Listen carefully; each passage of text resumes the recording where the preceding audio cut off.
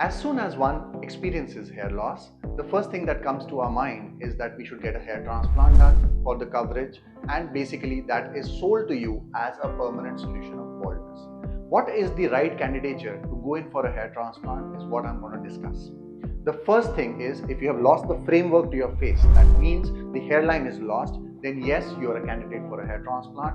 Again, please do not have the expectation to lower the hairline, make it as per a peer group of a very young kind of a flat looking hairline. It should be conservative, made in a manner which should give you your definition to your face back.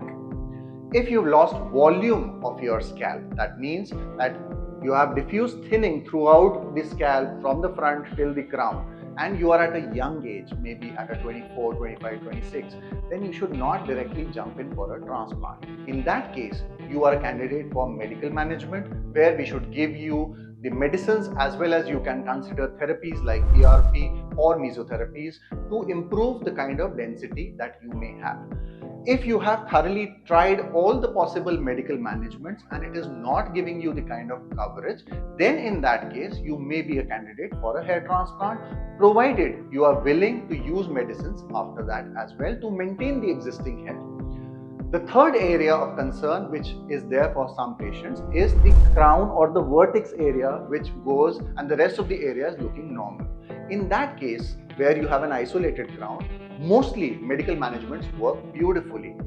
If you have a trichoscopic analysis done and there is some amount of diffuse thinning which is present and there's a lot of thinned out miniaturized follicles which are there, then medical management should be the first line of treatment.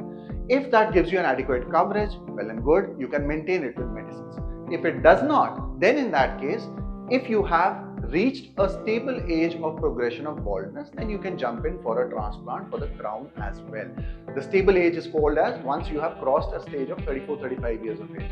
Otherwise, if the crown is small today and you get it transplanted at a very young age and it spreads over a period of time, in that case, you would have the transplant small island present and you will have a ring or a halo of baldness around it. So this is something which is avoidable. So please do not jump in for a crown hair transplant.